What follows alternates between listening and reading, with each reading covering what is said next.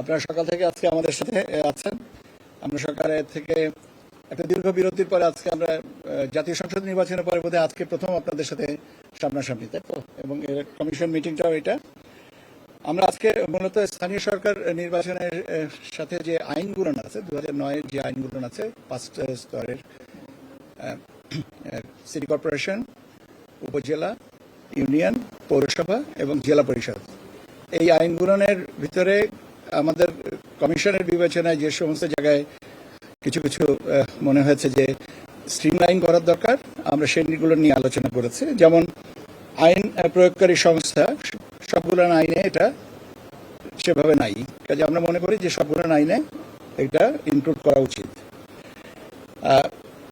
এমপিওভুক্ত শিক্ষকগণ যে নির্বাচনে করতে পারবেন কি পারবেন না, তো এই বিষয়টাও আমরা মনে করি, কমিশন মনে করেন যে না, এদেরকে এমপিওভুক্ত শিক্ষকগণ যেন নির্বাচনে অংশগ্রহণের অযোগ্যতা হয়।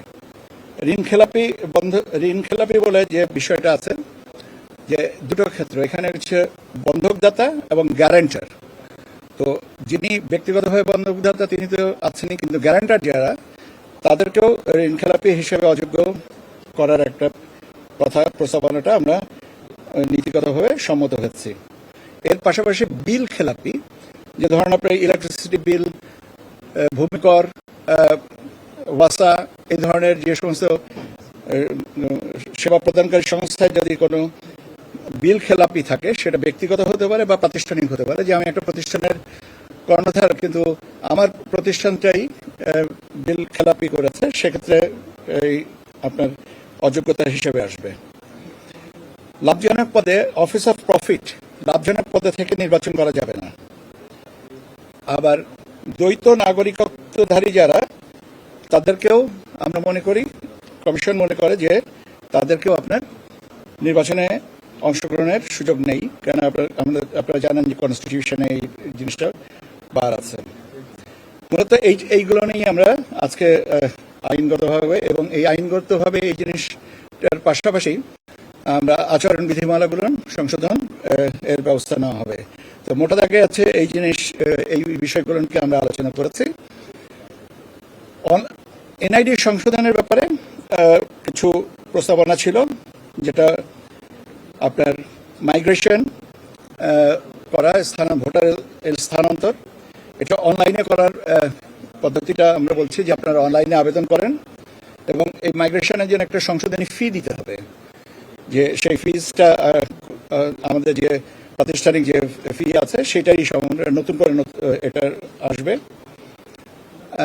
আপনারা জানেন যে আইনে আছে 15 বছর হলে নবায়নের ব্যাপার, এনআইডি নবায়নের ব্যাপার আছে। তো এনআইডি নবায়নের জন্য নির্ধারিত একটা ফর্ম, এবং সে ফর্মে কি কি তথ্য থাকবে, যেমন একটা ফ্যামিলি ট্রির কথা বলা হচ্ছে, যে আবেদনকারী বা যিনি এখন এনআইডি ধারী, তিনি তার পরিবারের তথ্যটা দিবেন, যাতে সঙ্গতিটা আমরা মেনটেন করতে পারি। এবং এক্ষেত্রেও একটা ন্যূনতম ফির ব্যাপার আছে, এটা আইনের বিষয়টা আছে। ডেটা কালেকশন কোন লেভেল, এখন আমরা 16 বছর তদুর্ধ্বদের ডেটা কালেকশনটা করি আমরা এনআইডির জন্য বা ভোটার তালিকার জন্য, আমরা ডেটা কালেকশনটা করি 16 বছর থেকে। 16 বছর যখন একজন 18 বছরে পৌঁছান, তখন মানে স্বয়ংক্রিয়ভাবে উনি ভোটার তালিকাভুক্ত হয়ে যান, আর তার আগ পর্যন্ত এটা ডকুমেন্টে থাকে। তো এই ডাটা কালেকশনটা কোন লেভেল পর্যন্ত নামানো যায়, সেটা নিয়ে আরও কিছু পর্যালোচনার পরে আমরা একটা সিদ্ধান্ত নেওয়া হবে, যে এটা এসএসসি নাকি ক্লাস 8 নাকি ক্লাস প্রাইমারি এনরোলমেন্ট, যেটাই হোক না কেন, এটা পারস্পরিক একটা কি বলে তুলনামূলক বিবরণীতে অনুযায়ী আমরা এটাকে পরবর্তীতে সিদ্ধান্ত আসব। মাঠ পর্যায়ে বিভিন্ন কারেকশন, মূলত বিভিন্ন কারেকশন বলবো না, জন্ম তারিখ সংশোধনের একটা বিষয় আমরা এখানে সেন্ট্রালি এটা নেওয়া করা হয় এনআইডিতে। এখন পাবলিক এক্সাম সার্টিফিকেটের বেসিসে এটা মাঠ পর্যায়ে এটা আবার ডেলিগেট করা হবে।